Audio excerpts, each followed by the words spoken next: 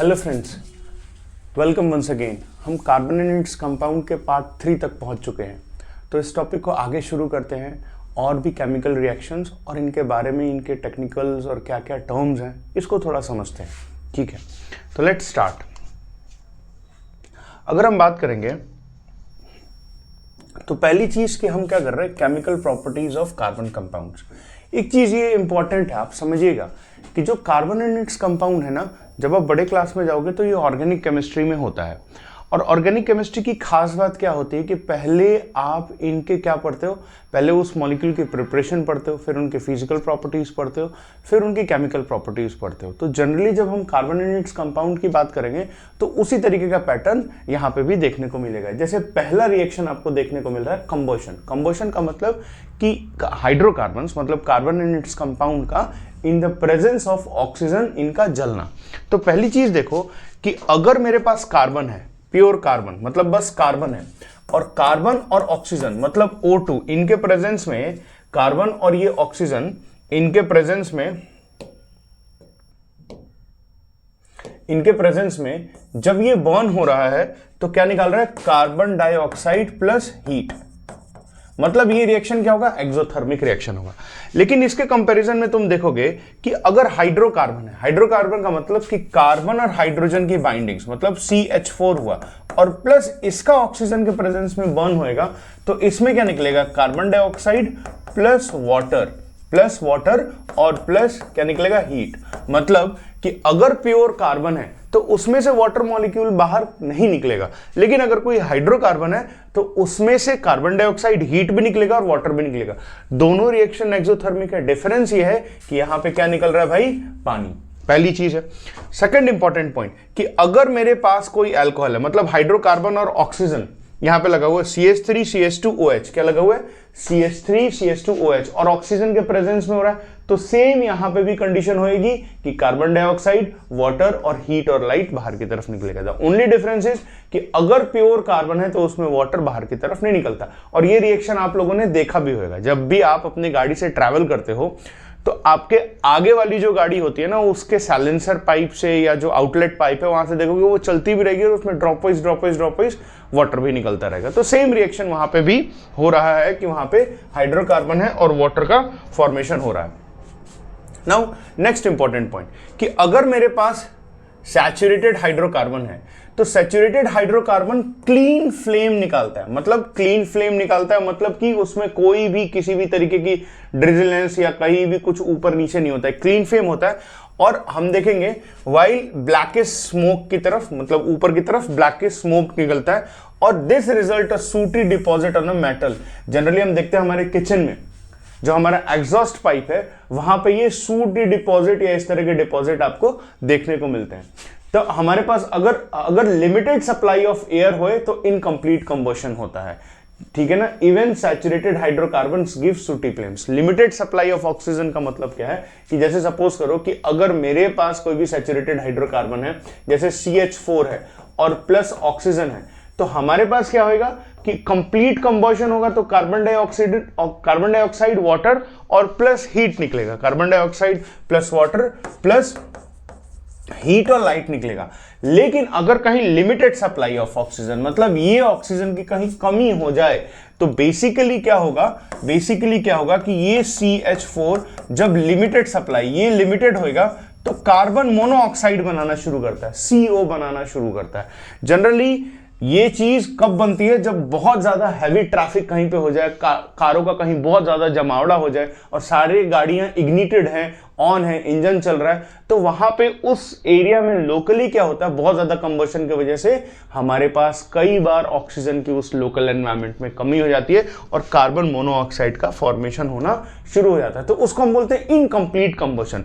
Complete combustion का मतलब क्या है, जहां पे 100% कंबशन हो रहा है और कार्बन डाइऑक्साइड में कन्वर्ट हो रहा है प्लस वाटर। लेकिन यहां पे अगर इनकम्प्लीट कंबशन होएगा तो कार्बन मोनोऑक्साइड बनेगा, जो यहां पे इनकम्प्लीट कंबशन की बात कर रहा है। नाउ अगर हम गैसेस, कैरोसिन की बात करें, stove use at a home inlet, तो यहां पे इनसफिशिएंट ऑक्सीजन रिच होएगा, मिक्सचर बर्न होएगा, क्लीन फ्यूल हमारे पास देखेंगे कि वहां पे जब भी हम अपने घर में ब्लू फ्लेम निकलेगा, क्लीन ब्लू फ्लेम निकलेगा, जब भी हम अपने घरों में ऑन करते हैं अपने गैसेस स्टोव को और वहां पे हम लाइटर से उसको ऑन करते हैं, तो आप देखोगे कि वहां पे क्लीन ब्लू फ्लेम बाहर की तरफ निकलता है। अगर हम देखेंगे, if you observe the bottom of the cooking vessels getting black, it means that air holes are blocked and fuel is getting frozen. I mean, अगर हम देखेंगे जहां से उसको ऑक्सीजन सप्लाई हो रही है वहां पे ग्रेजुअली वो धीरे धीरे ब्लैक होना शुरू हो जाएगा।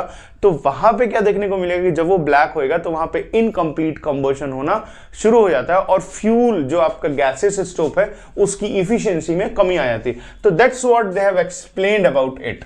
Now coming to this, Why do the substance burn with flame or without flame? अब कोई भी चीज, ये चीज इंपॉर्टेंट है, कोई भी चीज फ्लेम के साथ क्यों बर्न कर रही है और विदाउट फ्लेम के साथ क्यों बर्न कर रही है।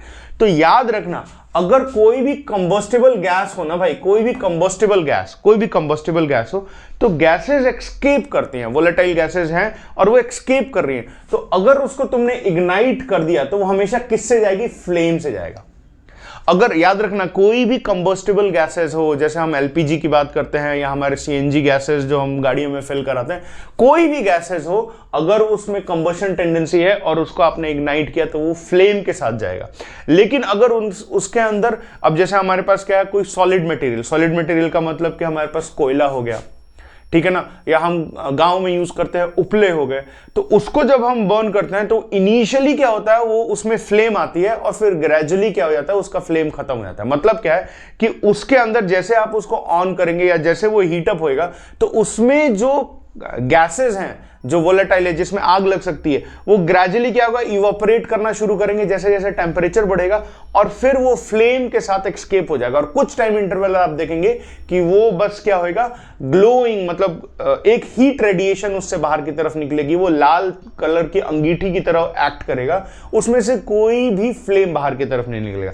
अब दूसरी चीज देखोगे, जैसे हम same they have explained it over here, यहाँ पे गैसेस स्टोव बर्न होते हैं फ्लेम के साथ, लेकिन हमारे पास जो चारकोल अंगीठी है यहाँ पे, ये हमारे पास ग्लो करती है रेड, कुछ टाइम उसमें आग लगती है एंड देन जो वोलेटाइल सब्सटेंस है, that's what they have explained, present, vaporise and burn with a flame in the beginning. That's what they have explained it over here.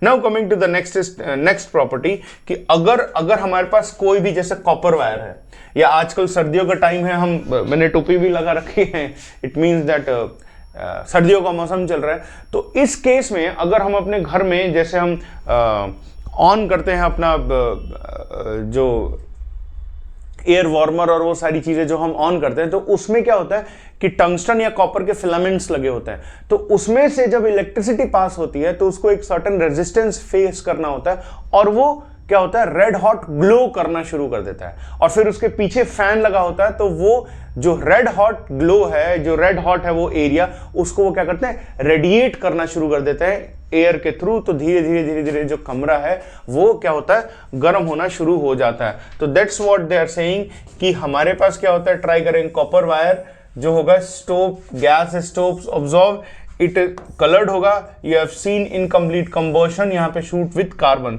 This is what they have seen, yellow colour candle flame होएगा। तो जब भी हमारे पास aluminium flame, ये दिल start glowing, कि ये बता रहा है कि जो भी हमारे पास फ्लेम होंगे, जो भी हमारे पास होगा कॉपर वायर फ्लेम करेगा, ग्लो करना शुरू कर देगा। गैसेस स्टोव में जो हम देखते हैं तो उससे रेडिएशन बाहर की तरफ निकलता है, उससे कोई फ्लेम बाहर की तरफ निकलता है, हीट रेडिएशन बाहर की तरफ निकलता है। फ्लेम किससे निकलता है, हमारे पास गैसियस पार्टिकल से बाहर की तरफ निकलता है। और जो हमारे पास विदाउट फ्लेम होता है वो अंगीठी, चारकोल होते हैं। और जो मेटल्स होते हैं बेसिकली कॉपर और टंगस्टन्स के जो मेटल्स होते हैं, उससे हीट रेडिएशंस बाहर की तरफ निकलते हैं। तो ये इस पैराग्राफ में दे हैव एक्सप्लेन्ड।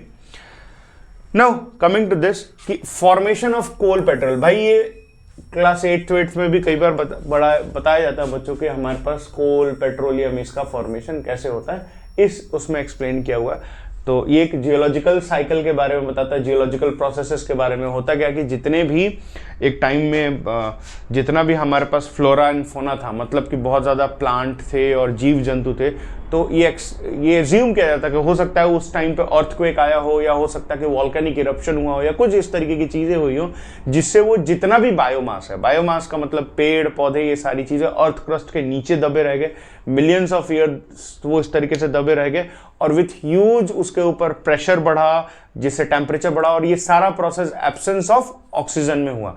तो जिसकी वजह से धीरे धीरे धीरे धीरे धीरे चीजें बदली और वो किस में कन्वर्ट हो गए, कोल और पेट्रोलियम में। That's what they have explain it in this very paragraph. इसको आप रोक के और इस पैराग्राफ को समझिएगा, पढ़िएगा, ये चीजें हमारे पास इसी में समझाई गई हैं। लिखा हुआ है कि यहाँ पे हमारे पास क्या हुआ, they were crushed into the earth perhaps by the earthquake और द वॉल्केनिक इरप्शंस, ठीक है ना। और ये प्रोसेस के लिए क्या होगा, मिलियंस ऑफ ईयर्स लगे होंगे, जो उसके अंदर flora and fauna earth crust के अंदर दब गए in the certain geological processes, earthquake आया हो या वॉल्केनिक इरप्शन हुआ हो, ठीक है। Now next process, oxidation. Oxidation के कई डेफिनेशन होते हैं। जो एक डेफिनेशन होता है कि लॉस ऑफ हाइड्रोजन ऑक्सीडेशन होता है, ठीक है ना, लॉस ऑफ इलेक्ट्रॉन ऑक्सीडेशन होता है।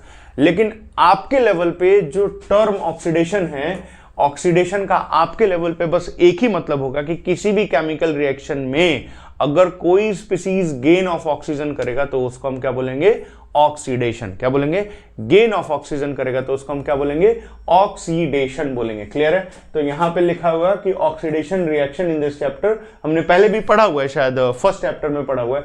Carbon and its compound can easily oxidise and combustion होएगा इसमें, ठीक है ना। Addition to and complete oxidation, complete oxidation मतलब एडिशन ऑफ ऑक्सीजन होगा इसके अंदर, ठीक है। Now coming to the next story कि हमारे पास ये एक अल्कोहल है। अल्कोहल का मतलब कि CH3CH2OH, किसी भी स्पीसीज के ऊपर OH लग जाए ना तो ये एक अल्कोहल हो जाता है। ये कितने कार्बन है, 2 कार्बन है, तो इथ है, इथ कार्बन का मतलब क्या होता है, ये इथेनॉल हो गया। तो इसमें 2 रिएजेंट्स पढ़ सकते हैं। इन रिएजेंट्स को, ये जो रिएजेंट उसके ऊपर लिखा हुआ है अल्कलाइन KMnO4 या एसिडिफाई K2Cr2O7, और इनको हीट किया गया, इसको हम बोलते हैं ऑक्सीडाइजिंग रिएजेंट। क्या बोलते हैं, ऑक्सीडाइजिंग रिएजेंट्स, ऑक्सीडाइजिंग रिएजेंट्स। इससे क्या होता है, और कोई भी स्पीसीज ऑक्सीडाइज होता है। तो अल्कलाइन KMnO4 या हमारे पास एसिडिफाई K2Cr2O7 लिखा भी हुआ पे हमारे पास कि पोटेशियम परमैंगनेट या पोटेशियम डाइक्रोमेट, ये पोटेशियम परमैंगनेट है और पोटेशियम डाइक्रोमेट है। इनको हम इनको हीट करेंगे इनके प्रेजेंस में, तो यहां पे देखो एक ऑक्सीजन है, ये स्पीसीज कन्वर्ट हो जाएगा CH3COOH। किस में कन्वर्ट हो गया, CH3COOH। किस में कन्वर्ट हो गया, CH3COOH। तो इसी चीज को हम क्या बोलते हैं, ऑक्सीडेशन। क्या बोलते हैं, ऑक्सीडेशन। इसी चीज को हम क्या बोलते हैं, ऑक्सीडेशन। क्लियर है। इसी चीज को हम क्या बोलते हैं, ऑक्सीडेशन। थोड़ा इंपॉर्टेंट है, इसको ध्यान से देखेंगे इन रिएजेंट्स के प्रेजेंस में। नेक्स्ट पार्ट देखेंगे, एडिशन रिएक्शन। नेक्स्ट पार्ट है हमारे पास एडिशन रिएक्शन। एडिशन रिएक्शन का मतलब ऐड होना। अब ऐड होने के लिए क्या होना चाहिए, जगह भी होनी चाहिए। अगर कहीं पे आप जो है बैठ रहे हो या कहीं पे भी यू आर एडिंग समथिंग, तो वहां पे उसके लिए, उस पर्टिकुलर स्पीसीज के लिए सफिशिएंट स्पेस या सफिशिएंट कंडीशन होनी चाहिए। तो जो एडिशन रिएक्शन होगा ना, वो अनसैचुरेटेड हाइड्रोकार्बन्स में ही होगा, in the presence of palladium, platinum, palladium, nickel. Platinum, palladium या निकेल, इन तीनों में से किसी एक के प्रेजेंस में रिएक्शन होता है। अब पहले ये समझते हैं कि ये क्या है। तो ये जो R ग्रुप है ना बच्चों, यहां पे देखो ये जो R ग्रुप लगा रखा है, ये जो R ग्रुप लगा रखा है, ये R कुछ भी हो सकता है। R स्टैंड फॉर CH3 हम लिख सकते हैं। तो जैसे सपोज करो कि ये मॉलिक्यूल R है, R को जो बड़े क्लास में जाओगे ना, तो इस R को हम डिनोट करते हैं alkyl, ALKYL, alkyl GROUP, alkyl group. कोई भी एक सब्स्टिट्यूएंट जो इसके साथ अटैच है, यहां पे ये R क्या है, CH3, let suppose we assume it. तो जैसे I am writing this NCERT वाला रिएक्शन कि ये CH3 हो गया, ये CH3 हो गया, डबली बॉन्डेड, ये CH3 हो गया, ये CH3, ये कार्बन है बीच में। तो अगर इसका reaction hydrogen in the presence of nickel बोला गया है। अब निकेल क्यों बोला गया, क्योंकि हाइड्रोजन एक ना बहुत ही वोलेटाइल गैस है। मतलब अगर हाइड्रोजन को आप केयरफुली ट्रीट नहीं करेंगे या केयरफुली उसके साथ काम नहीं करेंगे तो ऑक्सीजन के साथ मिलकर बहुत ही जबरदस्त कंबशन रिएक्शन कर सकता है। इसलिए हम क्या करते हैं कि निकिल प्लैटिनम पैलेडिनम इसके प्रेजेंस में हम इसको रखते हैं। तो जैसे आपने इसको रखा तो डबल बॉन्ड को ये जो H2 है वो खा जाएगा और किस में कन्वर्ट हुआ, यहां हमारे पास जैसे सपोज करो CH3 हो गया, यहां H लग गया सिंगल बॉन्ड, ये क्या हो गया CH3 और ये H, तो सिंगल बॉन्ड में कन्वर्ट हो गया ना, सिंगल बॉन्ड में कन्वर्ट हो गया। मतलब क्या है कि डबल बॉन्ड स्पीशीज किस में कन्वर्ट हो गया, सिंगल बॉन्ड में। अच्छा, इसमें कुछ और भी हो सकता है, ये ट्रिपल बॉन्ड के साथ भी हो सकता है। ट्रिपल बॉन्ड की कंडीशन देखोगे, किसके साथ हो सकता है, ये ट्रिपल बॉन्ड के साथ भी हो सकता है। सर किसके साथ हो सकता है, ट्रिपल बॉन्ड के साथ भी हो सकता है। अब ट्रिपल बॉन्ड के हो सकता है तो जैसे सपोज करो कि मैंने ट्रिपल बॉन्ड और यहाँ पे R लगा दिया, यहाँ पे क्या लगा दिया, R अपना वही है, R लेट सपोज कि हमने अज्यूम किया कि CH3 हो सकता है। अच्छा, ये R ना सर CH3 और भी हो सकता है, जैसे सपोज करो मैंने C2H5 भी ले लिया, मतलब इसके पास एक बाइंडिंग टेंडेंसी होनी चाहिए। जैसे सपोज करो CH3 है ना, तो 3 हाइड्रोजन है ना सर, तो यहां से बाइंड कर सकता है कि नहीं कर सकता। उसी तरीके से C2H5 को देखो, तो यहां पे हमारे पास 3 कार्बन और उसके साथ 3 हाइड्रोजन और है, तो यहां से बाइंड कर सकता है। तो इसका मतलब कि यह R ऐसा अल्काइल ग्रुप होना चाहिए जिसके साथ इसकी बाइंडिंग टेंडेंसी हो। क्लियर है, उसके साथ बाइंडिंग टेंडेंसी हो। Now coming to the next part of the story, ये CH3 हमारे पास। अब जैसे सपोज करो कि इसका हमने क्या किया, H2 in the presence of nickel platinum palladium जो भी हम करेंगे, तो अब ये क्या हो जाएगा, एक बार में करोगे तो ये क्या हो जाएगा, डबली बॉन्डेड, ये R हो गया, ये H हो गया, ये R हो गया, ये H हो गया। इसका दोबारा तुम करोगे H2 in the presence of nickel, तो किस में कन्वर्ट हो गया, सिंगल बॉन्ड में कन्वर्ट हो गया। मतलब ये R हो गया, ये H हो गया, ये H हो गया, ये R हो गया, ये H हो गया, ये H हो गया। व्हाट इज द सिग्निफिकेंस कि ये एडिशन रिएक्शन तब तक चलता रहेगा जब तक कि पूरा का पूरा मॉलिक्यूल क्या हो जाए, सिंगल बॉन्ड में ना कन्वर्ट हो जाए। तो that's what they are saying is कि हमारे पास क्या हो जाएगा, ये रिएक्शन इस तरीके से इनिशिएट होएगा और हमारे पास क्या देखने को मिलेगा कि ये सिंगल बॉन्ड में कन्वर्ट हो जाता है। This is what the reaction goes on. अब इसका यूज क्या है, तो हम देखेंगे कि यहां पे देखेंगे, you must have seen the advertisement starting that some vegetable oils are healthy, ठीक है ना। Animal fat generally contain saturated fatty acid which is said to be harmful for health. The oil contain unsaturated fatty acid is chosen to be a cooking. मतलब जो oil हमारे पास क्या है, हमारे पास अनसैचुरेटेड होता है, ठीक है, वो हमेशा क्या होता है, चूज किया जाता है किसके लिए, कुकिंग के लिए। और जो एनिमल फैट होता है वो हमेशा क्या होता है, सैचुरेटेड होता है, तो इसलिए they are treated as not good for health. Trans fat बनाता है, कोलेस्ट्रॉल बढ़ा देता है, आप देखेंगे हार्ट के वॉल्व्स को चोक भी कर देता है, जिससे कॉज ऑफ हार्ट अटैक, ये सारी चीजें आ जाती हैं। तो hydrogenation is a process by which you can identify कि भाई जो फैट आप कंज्यूम कर रहे हो इट्स गुड फॉर हेल्थ और not. That's what they are saying कि ये आइडेंटिफाई करेगा और आपको बताएगा कि the fat you are using it good for health और not. So this is the main use of hydrogenation addition reaction. So far clear हो गया, आपको कोई डाउट नहीं होगा, बहुत ठंडे से इसको समझ के दिमाग हल्का करके और इसको पढ़ो, आसान है।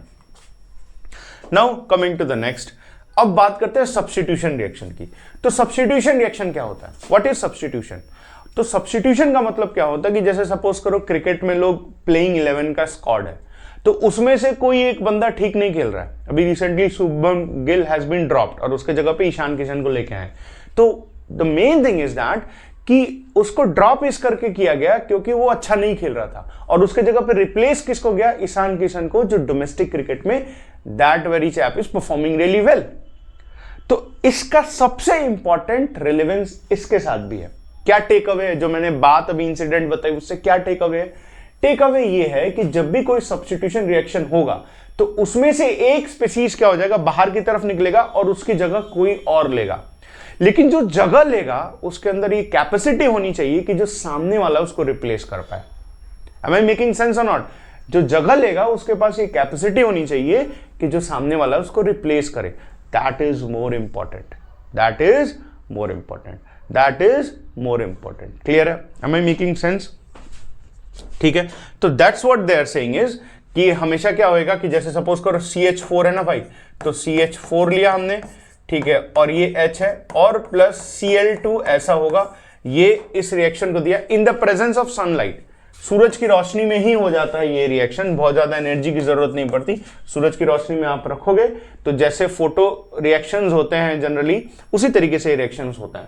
तो यूवी रेज में रखा, सनलाइट में रखा, तो ये होगा क्या कि एक हाइड्रोजन रिप्लेस हो जाएगा, तो होगा कि हमारे पास क्या होगा 3 हाइड्रोजन और लगा एक क्लोरीन और प्लस एक हाइड्रोजन इसके साथ मिलकर क्या बना दिया HCl, क्या बना दिया HCl, हाइड्रोक्लोरिक एसिड, क्या बना दिया हाइड्रोक्लोरिक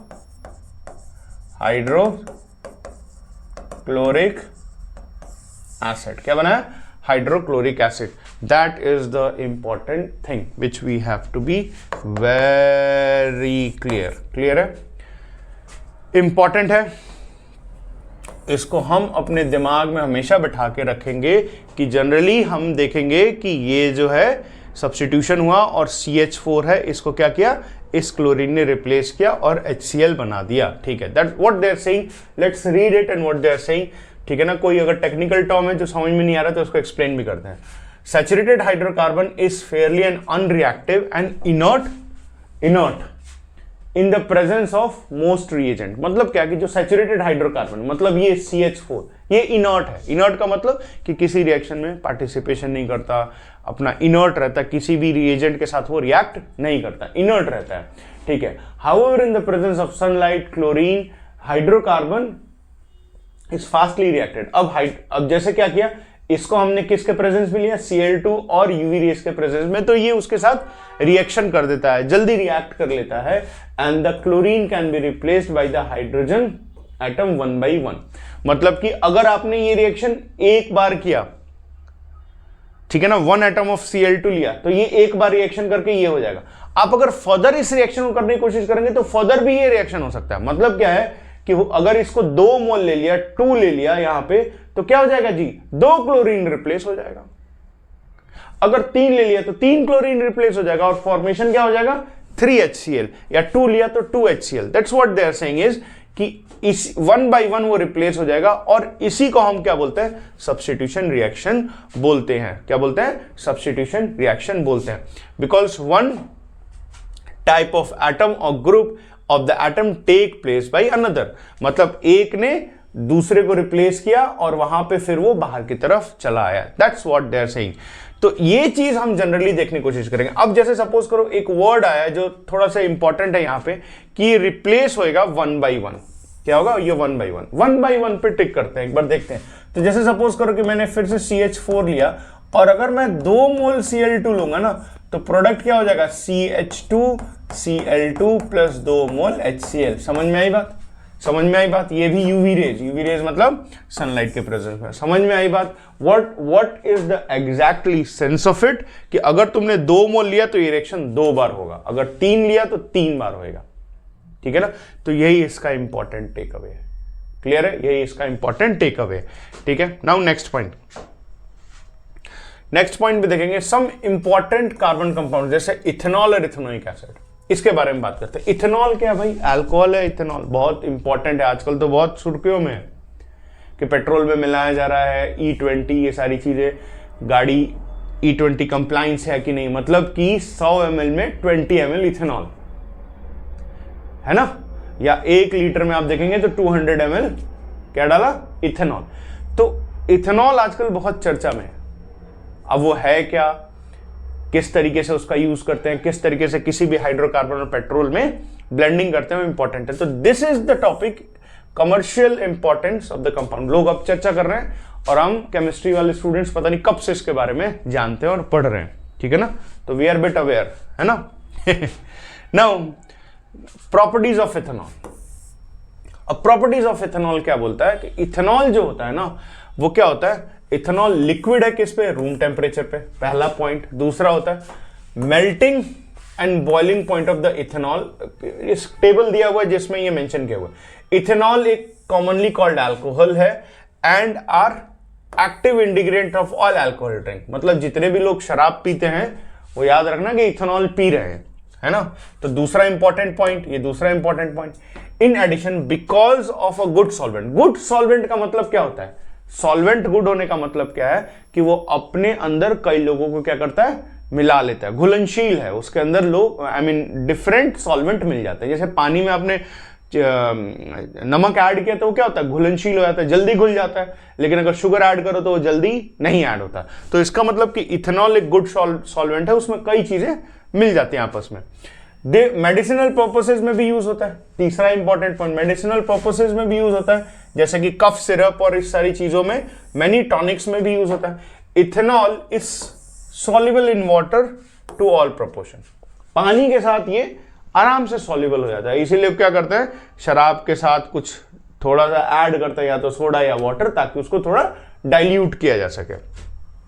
ठीक है, ठीक है। Consumption of small quantity of dilute ethanol causes drunkenness, मतलब अगर यहां पे देखिए consumption of small quantity of diluted ethanol क्या करेंगे, हमको होता है ना जो ड्रंक लोग शराबी होते हैं कुछ कुछ चीजें बोलने लगते हैं, तो वही सारी चीजें हैं जो यहाँ पे मेंशन की हुई। तो मोटा मोटी यहाँ पे 3-4 इंपॉर्टेंट पॉइंट है कि रूम टेम्परेचर पे लिक्विड रहता है, कॉमनली अल्कोहल एक्टिव इंटीग्रेंट्स हैं अल्कोहल में, तीसरा हम इसको मेडिसिनल पर्पसेस कफ सिरप में यूज कर सकते हैं, और चौथा एक गुड सॉल्वेंट। तो 4 इंपॉर्टेंट पॉइंट है जो यहाँ पे आप लिख सकते हैं। गुड सॉल्वेंट हो गया, रूम टेम्परेचर पे लिक्विड हो गया, ठीक है, हर अल्कोहल वाले ड्रिंक में ये एक्टिवली इन्वॉल्व हो जाता है, और गुड सॉल्वेंट है। 4 इंपॉर्टेंट पॉइंट। ठीक है जी, आगे चलते हैं।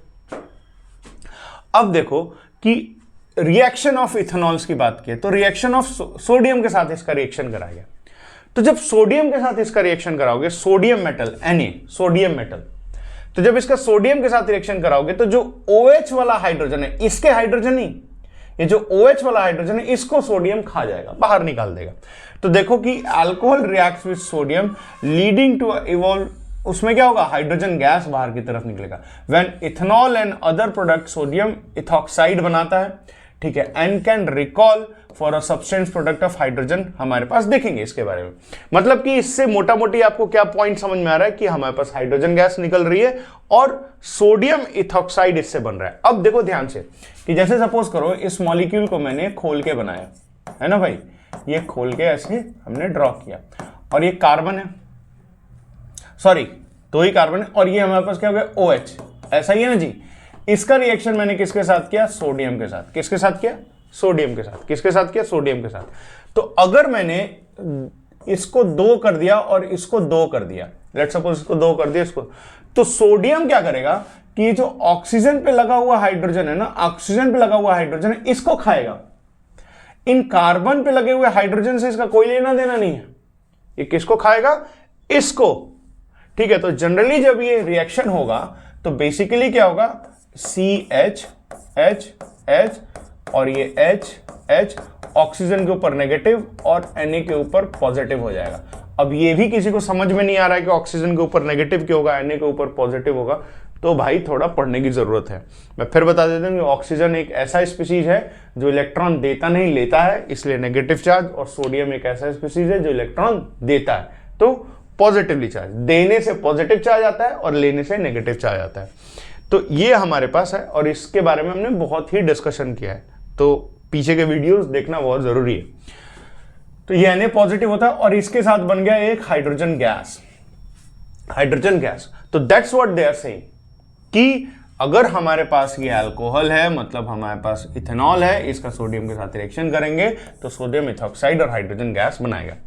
दूसरी चीज है कि अगर आपने इसका सल्फ्यूरिक एसिड के साथ गेम किया, सल्फ्यूरिक एसिड के साथ, तो सल्फ्यूरिक एसिड के बारे में अगर हम थोड़ा डिस्कस करें, सल्फ्यूरिक एसिड के बारे में हम थोड़ा पढ़ें, तो सल्फ्यूरिक एसिड एक ऐसा एसिड है जो गर्म होता है ना। अगर आप किसी कंटेनर में उसको डालने की कोशिश करेंगे बीकर में, और थोड़ा उसको टच करोगे तो क्या होगा, हीट फील होएगा, क्या होगा, थोड़ा गर्म होएगा वो। तो what is the important take away कि सल्फ्यूरिक एसिड जब आप इथेनॉल में डालोगे तो क्या होता है, कोई भी चीज गर्म होती है तो अगर उसमें सबसे इंपॉर्टेंट और पहली चीज क्या होती है कि उसके अंदर मॉइस्चर होगा, मतलब वाटर होगा, उसको क्या करेगा, निकाल बाहर करेगा। किसी भी चीज को गर्म करो तो पहली चीज क्या होगी कि उसके अंदर जो मॉइस्चर होगा उसको निकाल बाहर करेगा। ये कोई नई चीज नहीं हो रही, सेम वही है कि अगर कॉन्सेंट्रेटेड सल्फ्यूरिक एसिड लिया क्या लिखा हुआ है कि CH3CH2OH है और कॉन्क H2SO4 लिया, थोड़ा हीट कर दिया इसको, तो CH2 डबल बॉन्ड CH2 और प्लस क्या निकल जाएगा इसमें, पानी। मतलब यहां से एक OH और इससे एक हाइड्रोजन निकल के क्या बना देगा, पानी। That is an important story which we have to be very importantly careful address करना है हम इसको हमें important, we have to address this very thing very carefully। मतलब कि अगर concentrated इसको करेंगे तो हमारे पास क्या आ जाएगा, double bond case आ जाएगा। That's what they are saying। The reaction give unsaturated hydrocarbons heating ethanol at temperature देखो 443 Kelvin, excess concentrated sulfuric acid result dehydration of ethanol to ethene। मतलब क्या होगा कि डिहाइड्रेशन मतलब रिमूवल ऑफ वाटर। जैसे बोलते हैं ना कि भाई किसी के पेट में दर्द है और बहुत ज्यादा पॉटी जा रहा है तो क्या बोलते हैं, डिहाइड्रेशन हो गया, मतलब पानी, शरीर से पानी बाहर की तरफ निकल रहा है। तो उसी तरीके से इसको भी क्या हो गया, डिहाइड्रेशन, है ना भाई, पानी बाहर की तरफ निकल रहा है। तो that's the thing, concentrated sulphuric acid can regarded as a dehydrating reagent, removal of water from ethanol। ठीक है, now next story देखो। अब अल्कोहल हमारे लाइफ को कैसे इफेक्ट कर रहा है। तो पहली चीज कि हम क्या कर रहे हैं, कंज्यूम करते हैं अल्कोहल। अगर मेडिसिनल उस पर कई बार लोग स्लो करते हैं तो हमारे मेटाबॉलिक प्रोसेस को स्लो कर देता है। सेंट्रल नर्वस सिस्टम पे भी इसका इम्पैक्ट होता है, lack of coordination and mental consume. देखा होगा जो लोग शराब पी लेते हैं वो हिलते करते रहते हैं, तो मतलब इसका सेंट्रल नर्वस सिस्टम पे इम्पैक्ट हो रहा है। हमारे ऑर्गन्स, बॉडी पार्ट्स एक दूसरे के साथ कोऑर्डिनेट नहीं कर पाते हैं, ठीक है ना। कुछ टाइम बाद सारे सेंसेस खत्म हो जाते हैं, तो फील होता है कि भाई तुम थोड़ा ना रिलैक्स्ड हो गया, मसल कोऑर्डिनेशन, ये सारी चीजें होती हैं, ठीक है। तो अच्छा, एक चीज और है, इथेनॉल तो हम कंज्यूम कर लेते हैं एंड ठीक है ना, बॉडी डाइजेस्ट भी कर लेती है, लेकिन मिथेनॉल नहीं करते हैं भाई। जैसे कई बार आप देखते हो ना, क्या होता है कि लोग मिथेनॉल, मतलब बोलते हैं कि उड़ीसा में या कई बार बिहार वहार में न्यूज आती है, इधर उधर से, मतलब हिंदुस्तान के कई पार्ट से न्यूज आता है कि लोग जहरीली शराब से मर गए पीने से, या आंख से अंधे हो गए। रीजन यही होता है, मिथेनॉल पीते हैं। तो मिथेनॉल जो होता है ना, वो क्या होता है, मिथेनॉल में ऑक्सीडाइज हो जाता है, मतलब एल्डिहाइड ग्रुप में हो जाता है ये, और हमारा लिवर उसको डाइजेस्ट नहीं कर पाता है भाई, डाइजेस्ट नहीं कर पाता है, और वो कोगुलेट का मतलब जमावड़ा होना शुरू हो जाता है, प्रोटोप्लाज्म कोगुलेट हो जाता है प्रोटोप्लाज्म के तरीके से। और सबसे इंपॉर्टेंट चीज ये है कि ये हमारे ऑप्टिकल नर्वस सिस्टम को क्या करता है, डैमेज कर देता है। ऑप्टिकल नर्वस सिस्टम को डैमेज कर देगा तो क्या हो जाएगा, ब्लाइंडनेस आ जाती है, ठीक है। अच्छा, इथेनॉल जो है इज गुड, हम देखते हैं कई बार कई इंडस्ट्रीज में यूज करते हैं सॉल्वेंट की तरफ, पर मिथेनॉल बहुत खतरनाक है भाई। मिथेनॉल का जनरल यूज हम देखते हैं कि डाइंग इंडस्ट्री और इस तरीके से कई जगह होता है, पर जनरली हम बेसिकली इथेनॉल को ही सबसे ज्यादा यूज करते हैं। मिथेनॉल इज नॉट गुड, ठीक है। तो ये एनसीईआरटी के पैराग्राफ में इसका एक्सप्लेनेशन भी आप इसको एक बार देख लेना। Now coming to the next part of the story कि अल्कोहल एज अ फ्यूल। हाँ भाई, यही है ना कि हम क्या कर रहे हैं कि शुगर प्लांट से, जनरली इंडिया में शुगर प्लांट है, लेकिन आप देखेंगे यूएस में, ब्राजील में भी शुगर प्लांट से इथेनॉल बना के और उसको फ्यूल में ब्लेंड किया जा रहा है। लेकिन यूएस में क्या करते हैं, मेज से भी बनाते हैं। तो ये हमारे इंडिया में क्या करते हैं, शुगर प्लांट से क्या करते हैं, मोस्ट इफेक्टिव कन्वर्ट करते हैं। सनलाइट के प्रेजेंस में केमिकल रिएक्शन होते हैं, energy, sugar cane juices used to prepare molasses, जो फर्मेंट करके अल्कोहल इथेनॉल बनाया जाता है, ठीक है। और फिर हम क्या करते हैं कि अपने फ्यूल में जो पेट्रोल है उसमें ब्लेंड करते हैं। हमारे यहाँ जो रेशियो है वो हमेशा याद रखिएगा, 20% तक अभी गवर्नमेंट ने अलाउ किया कि भाई 1 लीटर फ्यूल है तो उसमें 200 ml इथेनॉल पड़ेगा, ठीक है ना।